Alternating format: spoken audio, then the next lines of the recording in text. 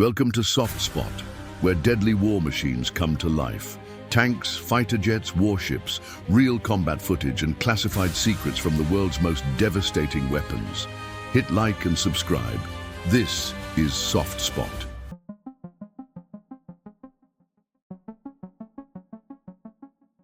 In a world teetering on the edge of chaos, where nations gamble with fire and empires rise from ashes, one country defied the odds to forge its own path in armored warfare.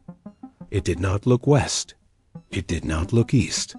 Instead, it looked inward and built something that reflects its own history, fear, ambition, and rage. This is the story of the Zulfiqar, a tank not born from prestige or legacy, but from survival. A tank designed not just to fight, but to endure the end of the world. The year was the early 1990s. The Iran-Iraq War had left deep scars, both physical and psychological. Iran, battered but not broken, found itself increasingly isolated from the global arms market. Sanctions tightened. Alliances faded. Western tanks, once purchased in better days, sat idle for lack of parts. Even Soviet options became limited. Iran had two choices: kneel and beg for foreign aid, or stand and create. It chose the latter. And thus began the Zulfiqar project, named after the legendary sword of Imam Ali, symbol of divine vengeance and unshakable power. It was a message: Iran will not be tamed. Under the direction of Iran's Defense Industries Organization, DO, engineers set out to Frankenstein together what would become Iran's first indigenously developed main battle tank. Let's be clear, the Zulfiqar is not a product of cutting-edge innovation. It's a hybrid monster, a fusion of Western and Soviet components, stitched together from the ruins of war and embargo. Its hull is believed to be based on the American M48 or M60 patent chassis, while its turret design draws from the Soviet T-72. The tank is armed with a 125mm smoothbore gun, allegedly reverse-engineered from the T-72, complete with an autoloader system. And despite Iran's rhetoric of self-sufficiency, much of Zulfiqar's core DNA comes from foreign systems, adapted under duress. Still, the result is far from laughable. Zulfiqar may not outgun a Leopard 2 or outrun an Abrams, but it wasn't built to. It was engineered for Iranian doctrine, asymmetric warfare, attrition, survival in harsh environments. Its strengths: mobility, designed for Iran's diverse terrain, from mountains to deserts. Autoloader, reduces crew size to 3 and improves rate of fire. Indigenous fire control system. Later models, like Zulfiqar 3, feature laser rangefinders, thermal sights, and computerized targeting. Modular armor. Though not top tier, it offers decent protection against older generation kinetic and heat rounds. Perhaps its greatest strength is its availability. Unlike elite tanks with limited numbers, Zulfiqar was made to be mass-produced and fielded en masse in a time of war. It's not a king. It's a survivor, but let's not romanticize this steel beast.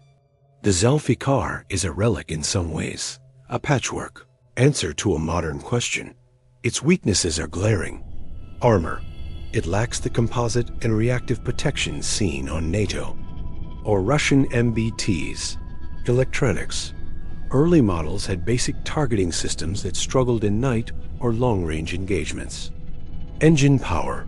Reports suggest it has a 1,000 horsepower engine, underwhelming for a tank its size, resulting in subpar acceleration and speed. Unproven in combat. Despite its readiness, Zulfiqar hasn't been tested in large-scale modern warfare. No live battlefield experience means its real performance remains theoretical. But that may change very soon. The Zulfiqar has not seen significant combat. Yet, it has mostly appeared in military parades, training exercises, and propaganda. Footage.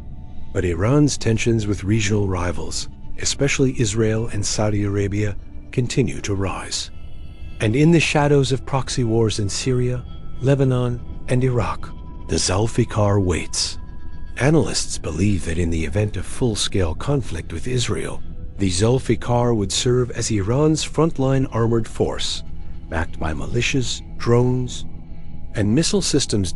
Would it survive a direct clash with Merkava Mk4M tanks?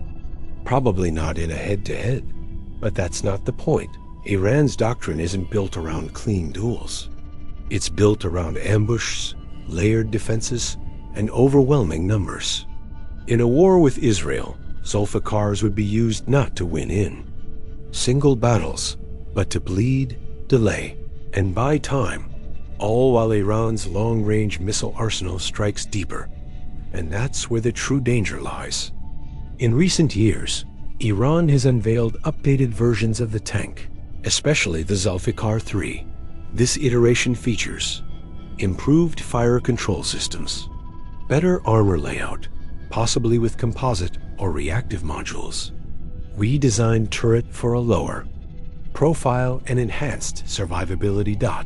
It's still not on par with cutting-edge Western tanks, but it's a significant upgrade. And more importantly, it signals Iran's intention to keep evolving. The Zulfiqar is no longer a desperate invention. It's becoming a platform, a dark seed with the potential to grow into something far more dangerous. Why call the Zulfiqar a tank built to survive the apocalypse? Because it is.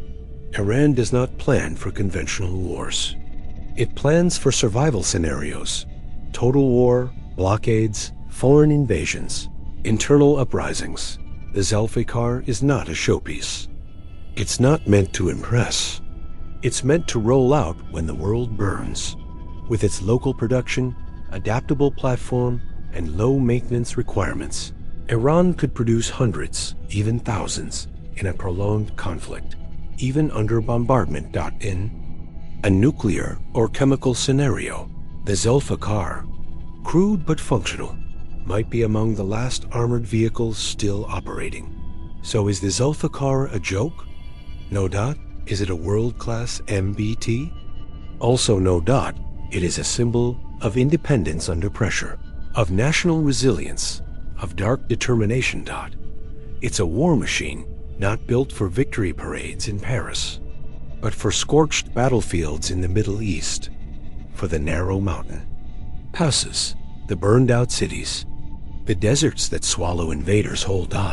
It may never win against the M1A2 Abrams. It may never crush a Leopard 2, but when the world ends and the skies rain fire and civilization collapses into tribal war, the Zulfiqar will still be there. If you enjoyed this journey into the heart of Iran's armored enigma, like, subscribe, and join us for the next deep dive into the world's most mysterious war machines.